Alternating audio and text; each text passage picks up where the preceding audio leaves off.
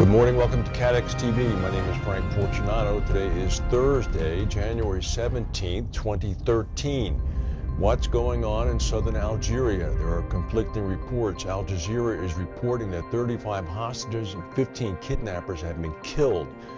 This is after the kidnapping yesterday of 35 hostages at a British Petroleum gas facility in southern Algeria by an Islamic extremist group in retaliation for France's intervention in Mali. Yesterday morning, Algeria gave the French permission to fly over their country on bombing raids, and this permission now has been thrown into the mix as part of the justification for the kidnapping. Western sources are saying that, in fact, the 35 hostages have escaped, although local sources on the ground are saying that they've been killed. This will eventually be resolved, of course, and would undoubtedly have insurance claims for British Petroleum insofar as worker safety goes. One other place where there'll be insurance claims continues to focus on Boeing 787 Dreamliner. Last night at about 7 p.m., the Federal Aviation Administration grounded all American-based 787s pending the outcome of the FAA investigation on the lithium-ion battery problem.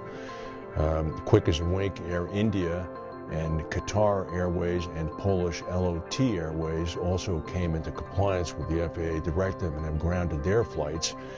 One flight, Polish LOT Airlines' inaugural flight from Warsaw to Chicago, the pilot learned halfway through the flight that his return flight would be grounded, so LOT is now struggling to find a similar kind of plane to get the passengers back to Warsaw.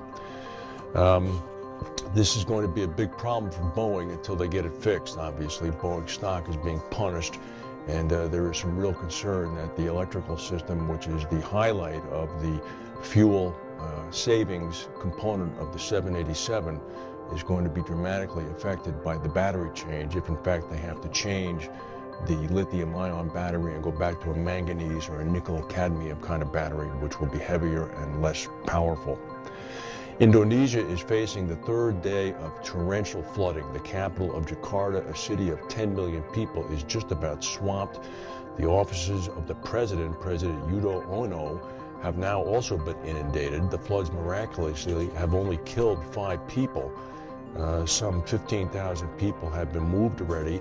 It's going to be expected to be rainy again today. News reports show the president and the foreign minister waiting around the front lawn of the presidential palace with their pants rolled up in water about 35 inches deep. The airport is still open.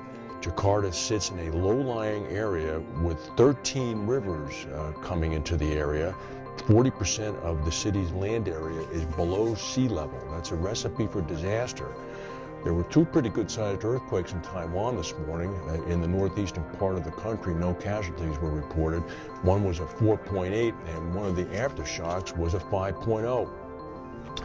Off the coast of northeastern England, or actually northeastern Scotland to be precise, just northeast of the Shetland Islands, a pipeline system servicing 27 offshore oil fields has been shut down after a leak on the Cormorant Alpha oil platform. The fields that are affected produce about 10% of the UK's oil output. Hydrocarbons were detected inside a leg of the Cormorant Alpha platform that's operated by a company called Taka Bratani. About 90,000 barrels of oil a day are being affected. In preparation for rules requiring banks to hold more capital, Goldman Sachs is now looking to sell a majority stake in its $1.4 billion reinsurance group.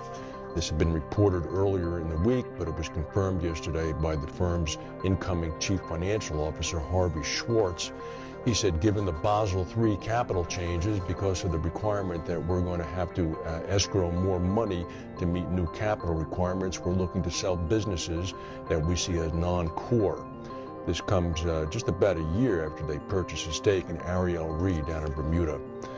The worst drought in the United States in almost 50 years is going to leave taxpayers with a bill of about $15.8 billion from the Agricultural Department's farm insurance program. It also seems that about $11.5 billion have been paid out in result of indemnity private insurance to farmers. Makes it the biggest tally ever insofar as crop losses go. Well, there's one thing you can say about the reinsurance and insurance market. It responds to real-time events with the dramatic drop in piracy activities off the eastern coast of Africa in the Gulf of Aden.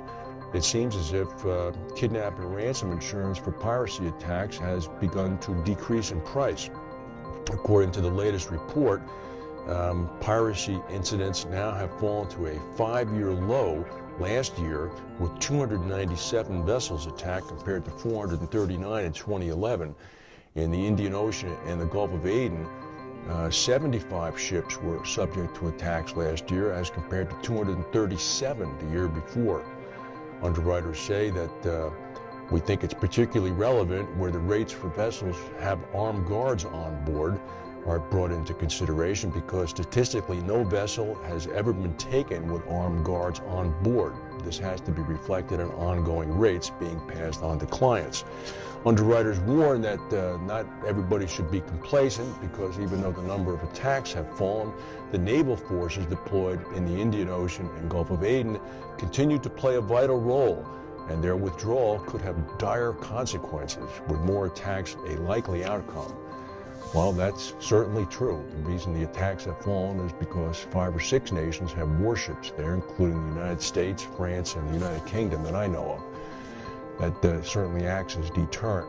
We'll try to get some more information on what's going on in southern Algeria. You can be sure that British Petroleum's risk analysts are looking at it very closely. That's the news for today. If we have any breaking news, we'll come back and tell you. Thank you for watching, and we'll see you.